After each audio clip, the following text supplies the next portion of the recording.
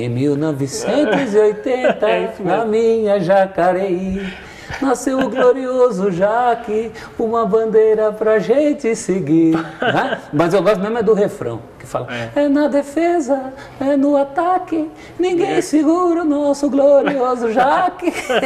Autor Luiz Bulara, né? Foi.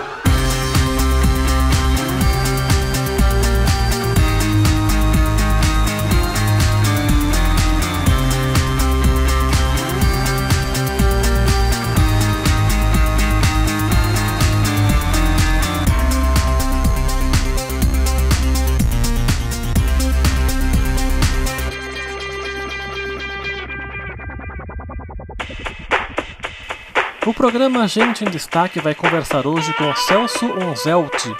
Celso é o jornalista esportivo talvez mais conhecedor da história do Corinthians. Aos 48 anos, Celso é comentarista do programa Cartão Verde da TV Cultura e também da ESPN Brasil, onde participava do programa Loucos por Futebol. Além disso, dirigiu a revista Placar. Na nossa conversa, ele começa falando sobre os pais e a sua infância. Bom, Celso, eu quero agradecer a sua presença aqui em Jacareí, por ter vindo lá de São Paulo, né, para esse programa. Eu queria começar um pouco falando sobre as suas origens. O Unzelt é da onde? Obrigado, Rodrigo. Olá a todos que estão nos acompanhando, o prazer é meu. O Unzelt é do meu avô era francês, francês ali meio na divisa ali com a Suíça, e na verdade é um Unzelt com T mudo, né?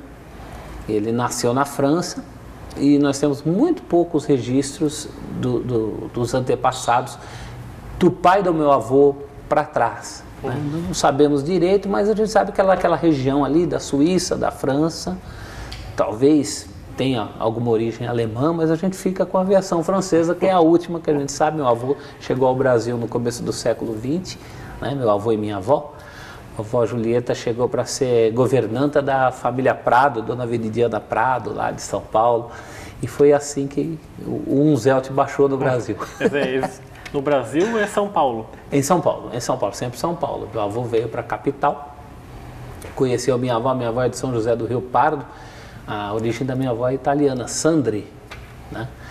E meu pai nasceu em São João da Boa Vista, mas sempre a base da família foi na capital paulista, onde eu também nasci, né? No já longínquo ano de 1968. Já longínquo, né? Quase cinquentão. Tô chegando lá. E a sua infância é passada em São Paulo com... Que tipo de educação que você teve? O que você pode falar sobre isso? No bairro do Ipiranga, né? Esse meu avô, a quem eu me referi, era operário. Ele exercia uma profissão que hoje é extinta. Ele era torneiro de madeira. Ele fazia no torno peças de madeira para galerias de cortina, pés de abajur, balaústres de escada. Ou seja, coisas que hoje já não se fazem mais desse jeito, né? O meu avô era um torneiro de madeira e ele se estabeleceu no bairro do Ipiranga em 1935 e lá estamos até hoje. Eu ainda moro no bairro do Ipiranga, nasci no bairro do Ipiranga, tenho muito orgulho de morar no bairro do Ipiranga. Meu avô operário, minha avó dona de casa, o meu pai técnico em contabilidade, a minha mãe professora primária. Eu da minha família tive o orgulho de ter sido o primeiro a ter um curso superior. É mesmo?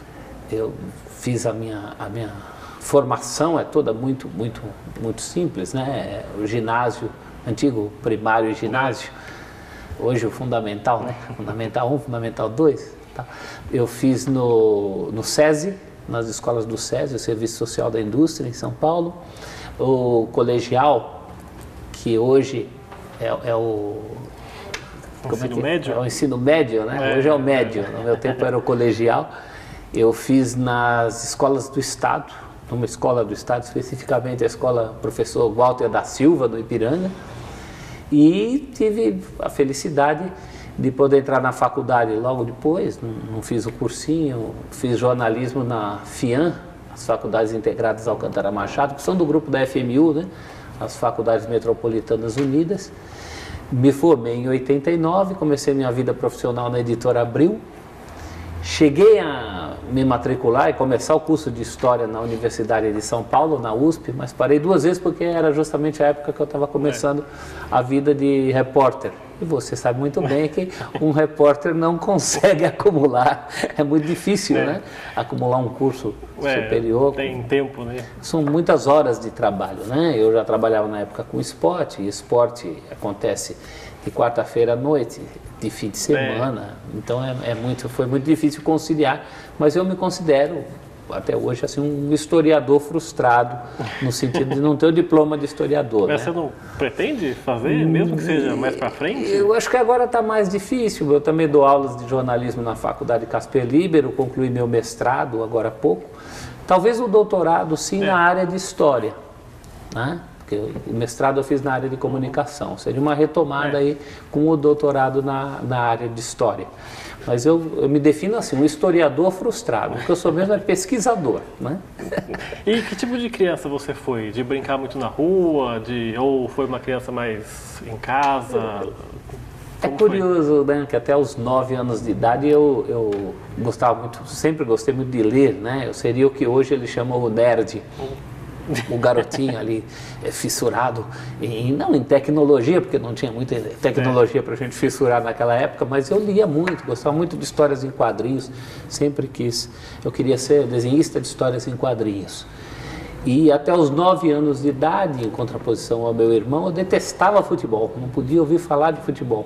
Achava futebol muito chato, nunca joguei bem, nunca tive habilidade para jogar de futebol, ao contrário do meu irmão. E eu gostava muito era de ler, de histórias em quadrinhos. E eu achava que o futebol demorava muito, né? 90 minutos, tirava a atenção do meu pai em fim de semana, o jogo começava com sol, acabava à noite, tudo aquilo me deprimia muito, como criança que eu era, né? E em 77 teve ali o campeonato que o meu time do coração do meu pai, do meu irmão, de todos na família, o Corinthians ganhou um campeonato depois de quase 23 anos. E aí o futebol passou a ser para mim uma maneira até de me comunicar com os meus coleguinhas, porque todos eles falavam de futebol e eu ficava alijado do papo, né? E caiu nas minhas mãos, como eu gostava muito de história em quadrinhos, caiu nas minhas mãos o manual do Zé Carioca, que falava de futebol através das histórias de um personagem de quadrinhos que eu acompanhava, gostava. Então, já que na prática eu não me dava muito bem, eu passei a me especializar na teoria do futebol. E aí também a minha vivência infantil, que é a sua pergunta, né, ela mudou dos 9 anos para cá e eu passei a ser uma criança um pouco mais normal. Agradeço ao futebol até hoje. Eu jogava não tão bem, sou goleiro, olha meu dedo torto de goleiro, tá vendo? Era goleiro, dono da bola, então deixavam eu jogar. Passei a me socializar um pouco melhor através de outras brincadeiras infantis também. Você desenhava ou não? Desenhava. Até hoje eu gosto de desenhar, mas tudo muito por intuição. Nunca fiz um curso de desenho, né? É outra frustração aí que talvez eu leve para outra vida, né? Historiador e desenhista. Historiador e desenhista. Fazer a minha listinha das coisas que eu não fui. Mas, de qualquer forma, o futebol veio acrescentar muito na minha infância. Aí eu pude interagir mais com a molecada, né? E considero que tive uma infância normal na medida do que podia ser uma infância normal nos anos 70 até comecinho dos 80. Né? Uma infância, principalmente jogando muita bola na rua e os derivados de futebol de botão. Quando você fala interagir melhor com os colegas por conta do futebol, você falou que o futebol antes dos seus 9 anos, você achava que roubava muito tempo do seu pai.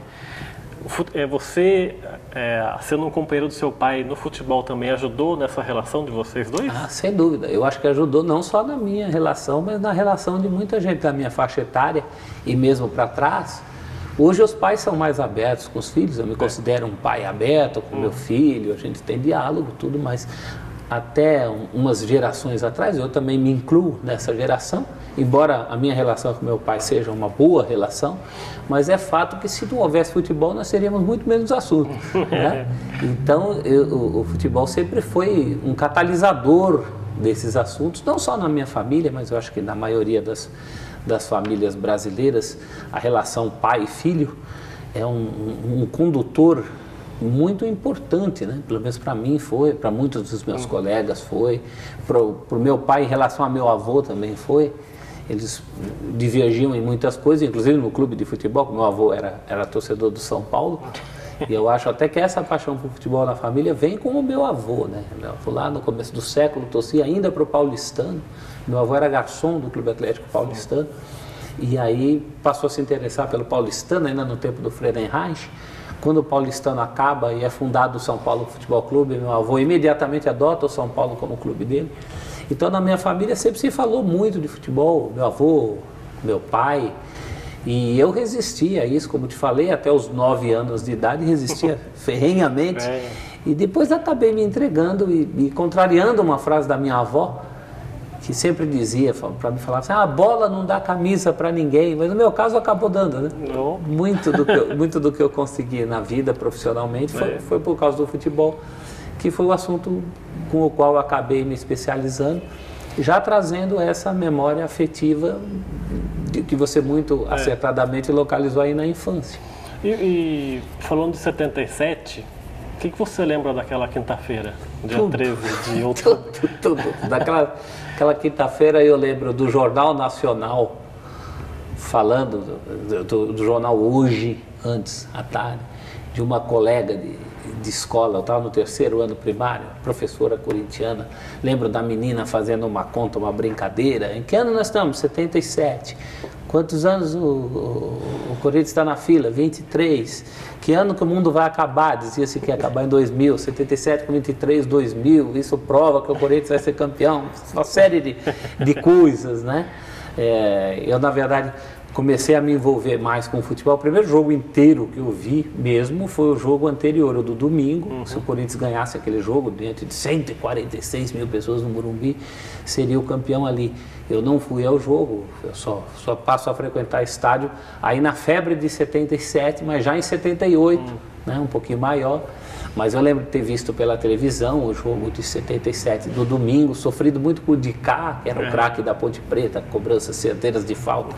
Ele acaba fazendo um gol que adia a decisão, né? O Corinthians faz 1-0, tomou um empate. Mesmo com o empate teria que acontecer o jogo da quinta-feira, porque era uma melhor de 4 pontos, não de 3. Mas o Corinthians perde aquele jogo e aí é o último de vários de sabores que eu não acompanhei, porque eu estava chegando ali em 77. Né? E a persistir esse empate, vai haver o 3º jogo na quinta-feira. A Ponte insiste, vai lá, corta Moisés. Vanderlei, arrisca de longe, Rui Rei preparou, bateu, segundo gol da Ponte, Rui Rei, na virada no toque preciso no canto esquerdo de Jairo, Ponte 2-1 no Morumbi. Mas lembro do meu pai, do meu avô, só o meu avô tinha TV em cores em casa, então acompanhamos na casa do meu avô, com ele torcendo contra, que era São Paulino, né? E na hora do gol do Basílio, eu lembro do meu pai, eu estava montando um castelinho de papel no tapete, que tinha umas revistas de montar na época, picotinho de papel chamava a revista. E você montar um castelinho, meu castelinho estava quase pronto, e na hora do gol do Basílio, meu pai botou o pé em cima do meu castelinho e saiu comemorando, saiu para a rua comemorando, né? Por isso, garotão, cá, por isso aqui o placar não é teu. Eu boto fé nessa cabecinha, garotão Zé Maria. Está autorizado, vai chover lá dentro da boca da botija, barreira por 2 homens. Correndo pro pedaço, Zé Maria, confusão na boca do gol, tentou, Basílio de cabeça, tentou, vai tirar. De cabeça, Vladimir, o zagueiro, tentou, Basílio.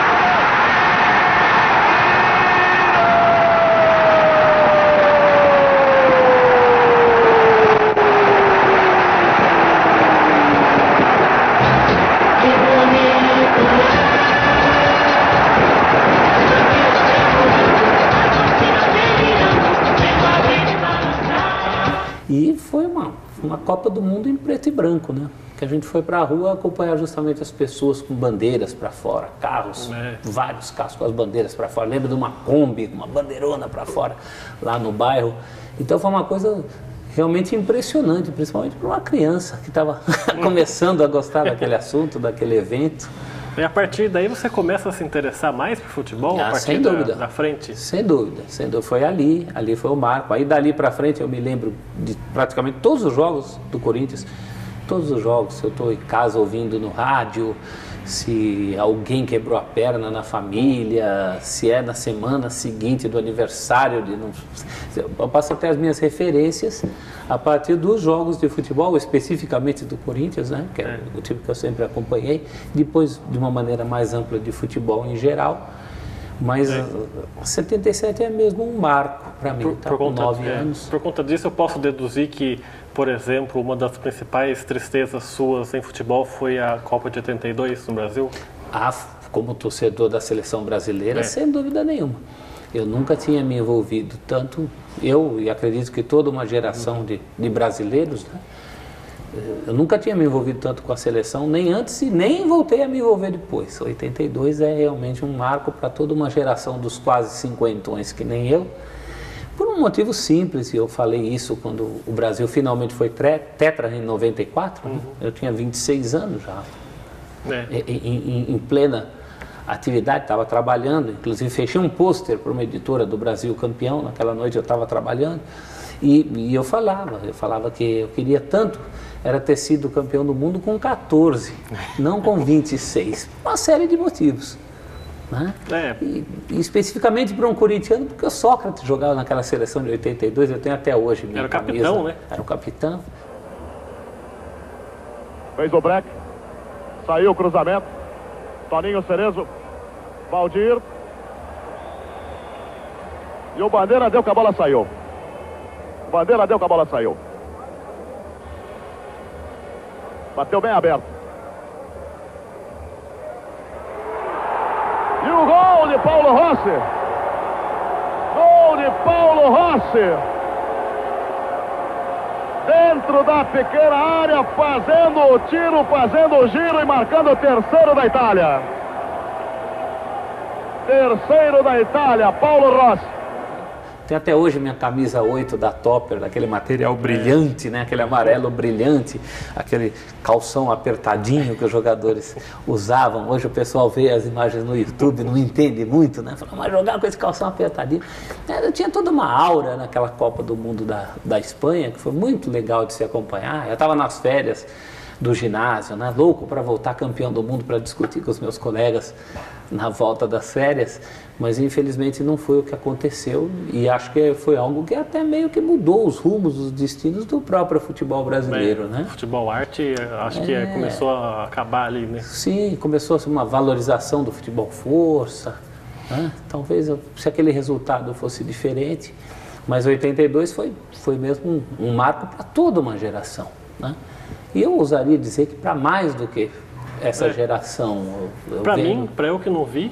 Então, tem a mística do... Outro dia, o meu filho com 11 anos estava vendo Brasil e Itália comigo e a gente comentava. Ele falou, pai, não parece que esse resultado vai mudar? Que ele pode mudar? É a mesma sensação que eu tenho.